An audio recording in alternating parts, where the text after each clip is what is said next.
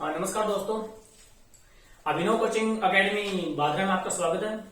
और जैसा कि आप सभी को विदित ही होगा कि अभी रीट की भर्ती आ चुकी है और सरकार ने भी आदेश दे दिए ऑफलाइन क्लासेस के 18 तारीख से। तो अपने यहाँ अभिनव कोचिंग एकेडमी में अभी रीट के बैच है वो प्रारंभ हो चुके हैं। अब रीट में क्या है, एक सब्जेक्ट एक विषय लगता है मनोविज्ञान यानी साइकोलॉजी। आप सभी उससे परिचित होंगे। हाँ, तो मनोविज्ञान जो है उसमें 30 प्रश्न आते हैं साहब। 30 प्रश्न आते हैं। 30 प्रश्न अगर मैं आपको 30 प्रश्न यूं अंगुलियों पे याद करवा दूंगा, 30 के 30 प्रश्न लिखवा के ले लेना। 30 प्रश्न एज इट इज यानी साइकोलॉजी मनोविज्ञान एक ऐसा सब्जेक्ट है जबकि हमारा टावरम की है हिंड मंडेली रहे। हिंड आपको देशी शब्द है, मतलब एक जटिल सब्जेक्ट मान लीजिए वो, लेकिन फिर भी आपको साइकोलॉजी ने इतना बेहतरीन तरीकों समझाना, मनोविज्ञान ने बढ़िया तरीकों देसी भाषा देसी लैंग्वेज में थारा एकदम कॉन्सेप्ट इसको क्लियर हो जाएगा। ठीक है, तो मेरे साथ बढ़िया रहिए 10 या 15 मिनट वो डेमो है अभी। तो देखो साइकोलॉजी मनोविज्ञान शुरू करूं मैं। मनोविज्ञान ठीक है, इसका मैं लिख देता हूं, एक इंग्लिश में भी लिख देता हूं मनोविज्ञान यानी PSYCHO साइकोलॉजी। ठीक है साहब, लिख दियो। वो आपनो सब्जेक्ट है। इस सब्जेक्ट के अंदर कितना प्रश्न आएगा रीट में? 30 मान के चलो आवेगा, मान के चलो। मनोविज्ञान, तो सबसे पहले एक बंदे का नाम लिखता हूं मैं, करो एंड करो। करो एंड करो क्या कहता है इसके बारे में देखिए कि मनोविज्ञान जो है, मनोविज्ञान कैसे सीखा जाए और क्या सीखा जाए, यानी कैसे तो सीखा जाए और क्या सीखा जाए, इसके बारे में मनोविज्ञान जो है वो बताता है। करो एंड करो क्या कहती है? मनोविज्ञान में क्या सीखा जाए और कैसे सीखा जाए के बारे में अध्ययन किया जाता है। ठीक है साहब, आई इतनी बात मैंने समझ में आ गई, मैं आई तो मैं करवा दूंगा। उसके बाद प्रश्न उठता है साहब कि मनोविज्ञान शब्द जो है, इस शब्द का सर्वप्रथम प्रयोग किसने किया? सर्वप्रथम प्रयोग मनोविज्ञान का सर्वप्रथम प्रयोग किया था रुडोल्फ गोएकले। कब किया साहब? 1590 में। ठीक है, देखते हैं। करो एंड करो क्या कहता है कि मनोविज्ञान जो है कैसे सीखा जाए, क्या सीखा जाए, या दुनिया में कैसा क्या सीखा जाए या कैसे सीखा जाए का अध्ययन किसमें किया जाता है? मनोविज्ञान में। यानी मनोविज्ञान इन सब के बारे में बताता है हमें।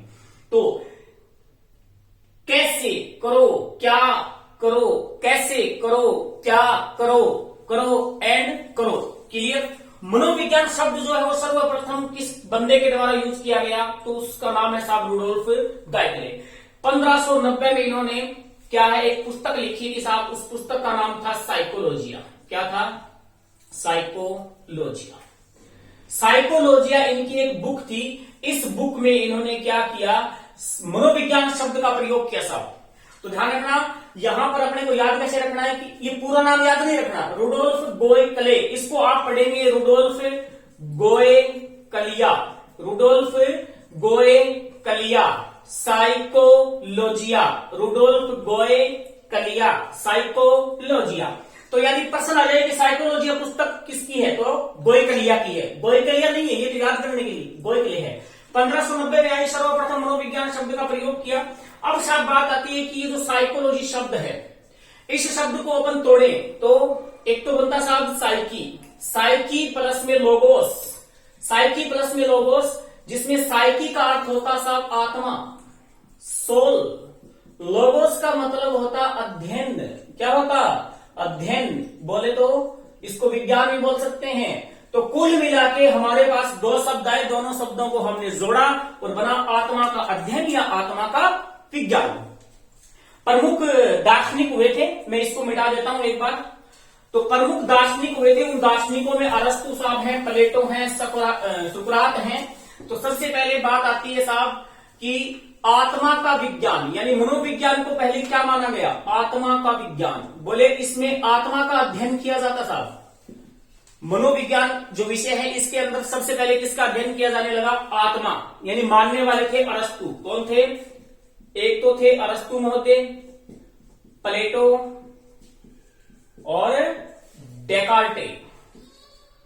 अरस्तु, प्लेटो, डेकार्टे, इनका मानना था कि जो मनोविज्ञान शब्द विषय है यानी साइकोलॉजी विषय जो है इसमें किसका अध्ययन किया जाता है? आत्मा का यानी सोल का। लेकिन ये जो कॉन्सेप्ट है 16वीं शताब्दी में सामने आता है। कौन सी शताब्दी? 16वीं शताब्दी।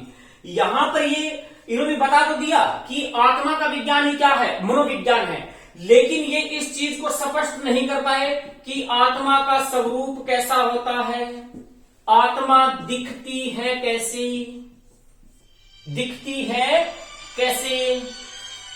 एक मिनट, क्या टेलीफोन है कंपनी ले बैठा। एक मिनट में फ्लाइट मोड में डाल दिया। इनको नहीं यानी आत्मा का विज्ञान अरस्तु, प्लेटो, डेकार्टे। ए फॉर आत्मा, ए फॉर अरस्तु। यानी अब इस विचारधारा का खंडन क्यों हुआ? क्योंकि कई विद्वानों ने ये पूछ लिया, अभी बताऊंगा कि इन्होंने पूछा कि बताइए साहब आत्मा का स्वरूप कैसा होता है? क्या आत्मा दिखती है? क्या आत्मा का कोई एग्जिस्टेंस होता है? क्या नहीं होता? मैंने तो साहब नहीं देखी आत्मा। आत्मा का मतलब भी अपना नॉर्मली भाषा में लगाने वाले भूत प्रेत, वो बात अलग है। नंबर 2 पर आता साहब कौन सा विज्ञान?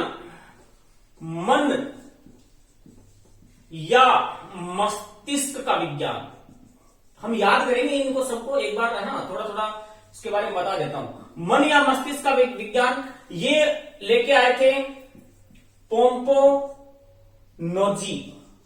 कई बुक्स में आपको पोम्पोनोजी भी मिलेगा, घबराइयो ना, एक ही बात है। पोम्पोनोजी और जॉन लॉक। जॉन लॉक के बारे में भी आपको बताऊंगा, बहुत इंटरेस्टिंग बात है। मन बोले तो मस्तिष्क को माइंड भी बोल सकते हैं। मन और या फिर मस्तिष्क का विज्ञान, ये पोम्पोनोजी और जॉन लॉक। शताब्दी थी 17वीं। कौन सी शताब्दी? 17वीं शताब्दी। अब देखिए यहां पर होता क्या है। इन्होंने पोम्पोनोजी, जॉन लॉक ने कहा कि साहब आत्मा का स्वरूप बताओ। कोई बता नहीं पाया। बताओ का आत्मा दिखती है क्या? कहीं यहां दिखे वो अलग बात है, कहीं यहां दिख जाए अलग बात है, लेकिन भैया कौन दिख रहा आत्मा? तो ये जो कॉन्सेप्ट था ये नकार दिया गया, सिरे से खारिज कर दिया गया।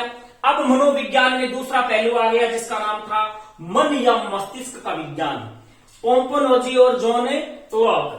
अब देखिए साहब 17वीं शताब्दी, ये इन्होंने कहा कि मनोविज्ञान में किसका अध्ययन किया जाता है? मनोविज्ञान मन का विज्ञान या मस्तिष्क का विज्ञान है। क्लियर? तो यहां पर अपन इसको याद कैसे करेंगे? इसको याद कैसे किया? ए फॉर अरस्तु, ए फॉर आत्मा, ए फॉर अरस्तु, ए फॉर आत्मा।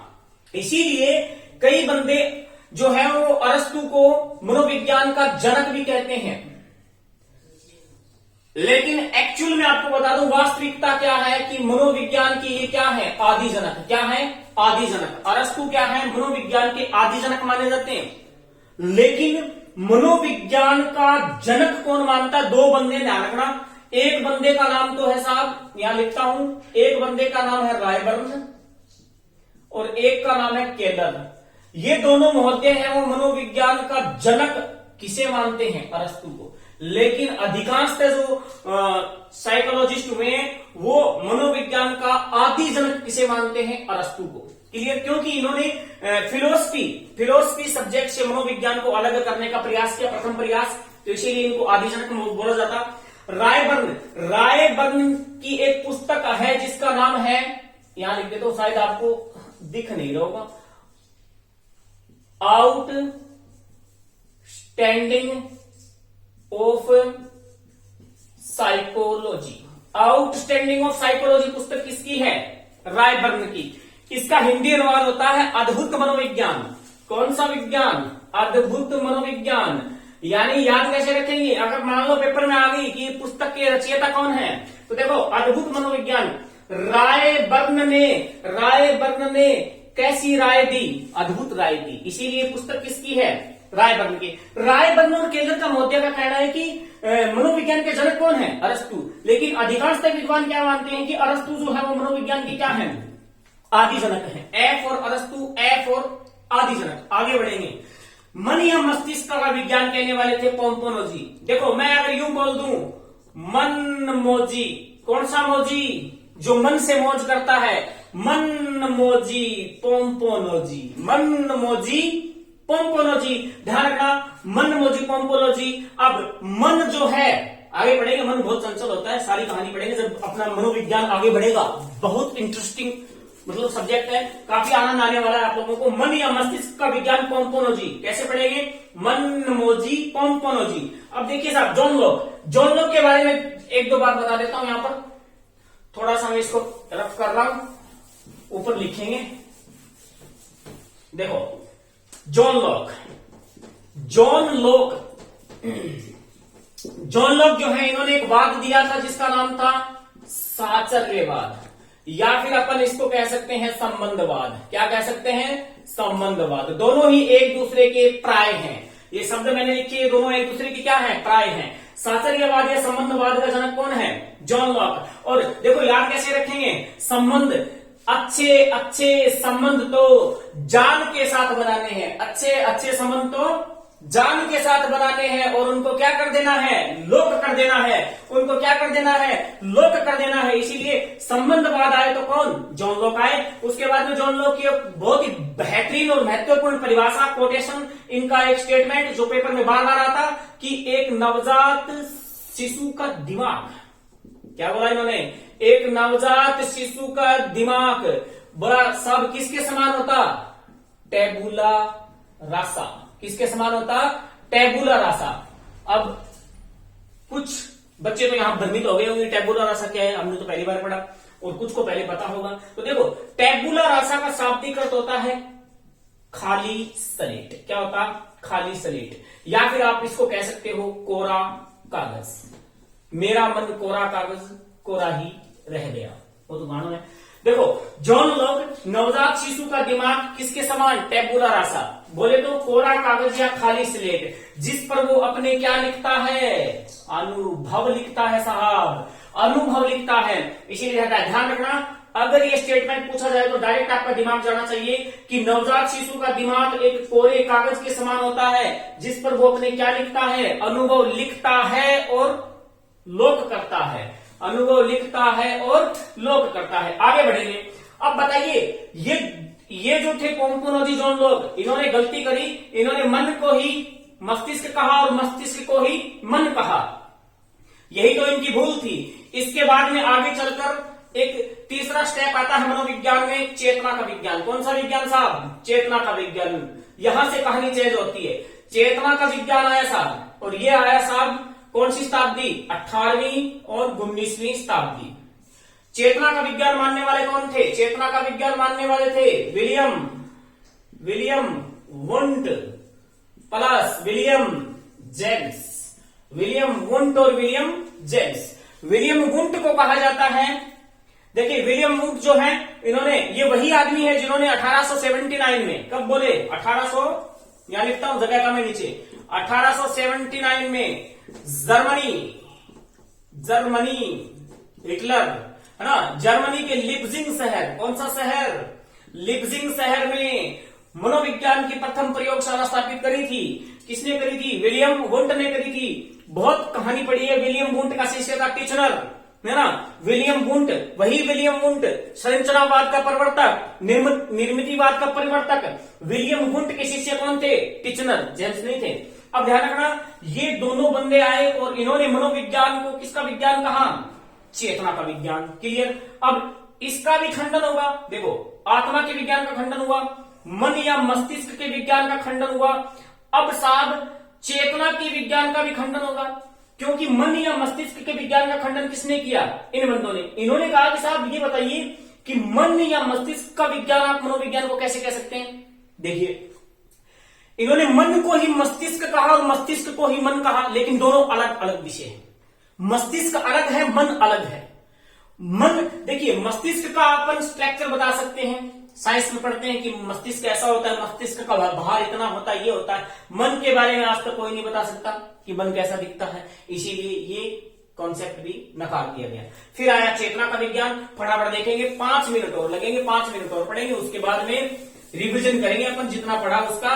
देखिए चेतना का विज्ञान, चेतना के विज्ञान जो आया, चेतना का विज्ञान, इस विज्ञान या इस कॉन्सेप्ट को नकारा किसने?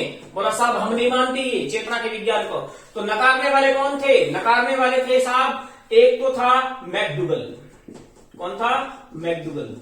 मैकडूगल ने एक पुस्तक लिखी थी, आउटलाइन ऑफ साइकोलॉजी। क्या लिखा? आउटलाइन ऑफ साइकोलॉजी लिखा। किसने लिखा? मैकडूगल ने। मैकडूगल ने कहा कि अगर चेतना शब्द, गौर से सुनना, आ सकता है पेपर में, रीट में, अभी ध्यान से सुनना, फिर कहोगे हमें सुना नहीं।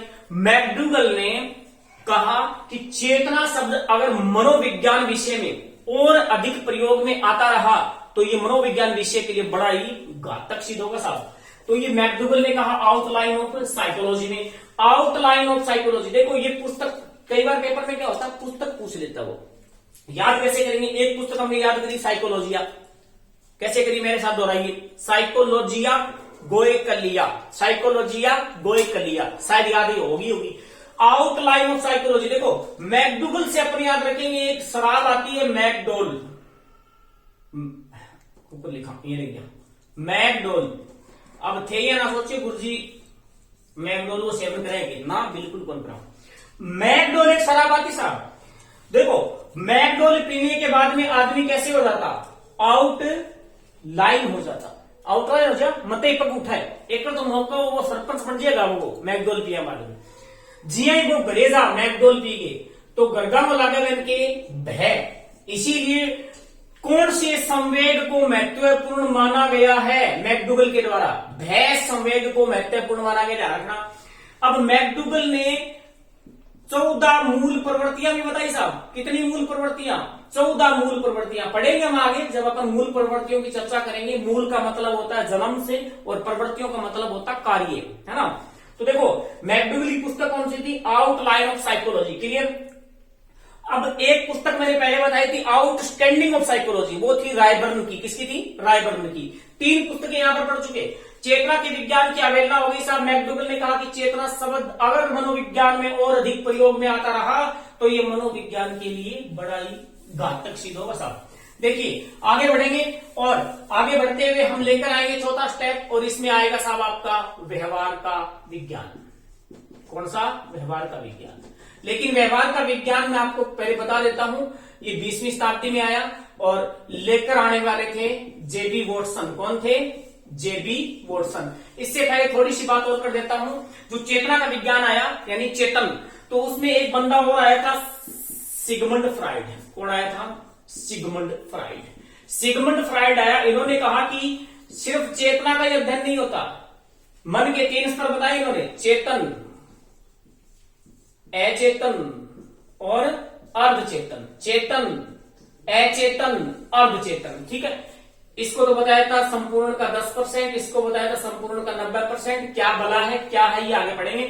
सिगमंड फ्राइड, वही सिगमंड फ्राइड जिन्होंने दिया था मनोविश्लेषणवाद, और इन्होंने मनोविश्लेषणवाद के आधार पर दिया था मनोलैंगिक विकास, यानी मनोलैंगिक विकास का प्रतिपादन भी किसने किया? सिगमंड फ्राइड ने। ध्यान रखना, जहां पर मन शब्द आए, देखिए मनोविश्लेषणवाद में मन शब्द आ रहा है, मनोलैंगिक विकास में मन शब्द आ रहा है। मन हमेशा फ्रॉड करता है, मन हमेशा फ्रॉड करता है। आप सभी को पता हो, भुक्तभोगी हो आप। मन हमेशा फ्रॉड करता है, मन चंचल होता है। इसलिए ध्यान रखना, मन शब्द आए तो क्या करोगे आप? फ्रॉड मतलब फ्राइड। सिगमंड फ्राइड ऑस्ट्रिया की राजधानी वियना के रहने वाले, और इन्होंने वही सिगमंड फ्राइड जिन्होंने शेषवावस्था में एक बात कही थी, शेषवावस्था में क्या बोला इन्होंने कि शेषवावस्था में क्या कहा था कि बालक को जो कुछ बनना होता है वो 4-5 वर्ष की आयु में बन जाता है। और वही सिगमंड फ्राइड जिन्होंने बाल्यावस्था के बारे में क्या कहा था कि बाल्यावस्था जो है वो जीवन का निर्माणकारी काल है। क्या बोला था इन्होंने बाल्यावस्था के लिए? कि बाल्य अवस्था जीवन का निर्माणकारी काल है। अब ध्यान देना यहां पर सिगमंड, मंड शब्द आ रहा है। मंड को मतलब मंडनो, मंडनो छोटा होता है गिंडी मंड तक पूरा जी। तो मंडना को मतलब निर्माण करना कोई चीज को, यानी मंडनो सिगमंड मंडनो यानी निर्माण करना पूरा गिंडी को मंडड़ी की बस भाई बात है। तो सिगमंड यानी मंडना, तो निर्माण शब्द आए बाल्य अवस्था में तो कौन कहेगा सिगमंड। अब शेषवावस्था के लिए क्या बोला इन्होंने कि बालक को जो कुछ बनना होता है वो 4-5 वर्ष में बन जाता है। 4-5 5 फ्राइड समझ में आएगी कि कोनी तो एम की कौन नहीं। देखो दोबारा देखो, 2 ही सेकेंड में बताऊं थाने में कि मनोविज्ञान शब्द का सबसे पहले प्रयोग गोयकलिया साइकोलॉजिया 1590। करो एंड करो, क्या सीखा जाए, कैसे सीखा जाए, क्या करो, कैसे करो। उसके बाद में आत्मा का विज्ञान, आत्मा ए अरस्तु खारिज हो गया। उसके बाद में मन मस्तिष्क मनमोजी पोम्पोनोजी जॉन लॉक शास्त्रीयवाद संबंध अच्छे संबंध जान के साथ बनाने हैं, लोक करना है जॉन लॉक। उसके बाद में आया कौन आया चेतना का विज्ञान, विलियम वुंट और विलियम जेम्स। विलियम वुंट के बारे में ध्यान रखना, 1879 में जर्मनी के लेग्जिंग शहर में मनोविज्ञान की प्रथम प्रयोगशाला स्थापित करी थी। लेकिन चेतना के विज्ञान को भी नकार दिया गया और मैकडूगल एक बंदा आया, कौन सी पुस्तक लेकर आया साहब, आउटलाइन ऑफ साइकोलॉजी लेकर आया, जिसमें उन्होंने चेतना शब्द के बारे में गंभीर निंदा की और कहा कि ये शब्द अगर कुछ दिन और प्रयोग में आता रहा तो ये मनोविज्ञान के लिए बड़ा ही घातक सिद्ध होगा। उसके बाद में मनोविज्ञान में अपन मैकडूगल को जानते हैं मूल प्रवृत्तियों के बारे में, हालांकि मैकडूगल ने और भी बहुत सी बातें कही थी, आगे पढ़ेंगे उसको। उसके बाद में आया आपका कौन सा विज्ञान, चेतना के विज्ञान के बाद में व्यवहार का विज्ञान कहने वाले कौन थे, वॉटसन, जेबी वॉटसन। वे फॉर व्यवहार, वे फॉर वॉटसन थे। तो समझ में आई की बात, मन तो लगा आगे लगे कौन यही आ जाएगी बढ़िया तरीकों वाली जी। तो कहना का मतलब वो है वो सिर्फ एक डेमो हो, वो एक ट्रेलर हो। साइकोलॉजी मनोविज्ञान अगर आपको पूरी तरह से समझना है, बढ़िया तरीके से समझना है, अपने लेवल के अनुसार पढ़ाऊंगा, आप बढ़िया तरीकों सारी चीज समझा दूंगा। 30% आओगा, 30% एकदम सही होगा, 101%। थे विश्वास मेरे पर रखो और मैं थार पर रखूंगा। तो कहने का मतलब अभी अपनी जिकी रीड की क्लास है बैच 2 या 3 दिन हो गया स्टार्ट हो रही है। 18 तारीख को हम बैच शुरू कर रखी है ऑफलाइन अभिनव कोचिंग एकेडमी बादरा के अंदर, ठीक है। तो कल आ जाइए फिर, बस और किए तो ठीक है। Thank you.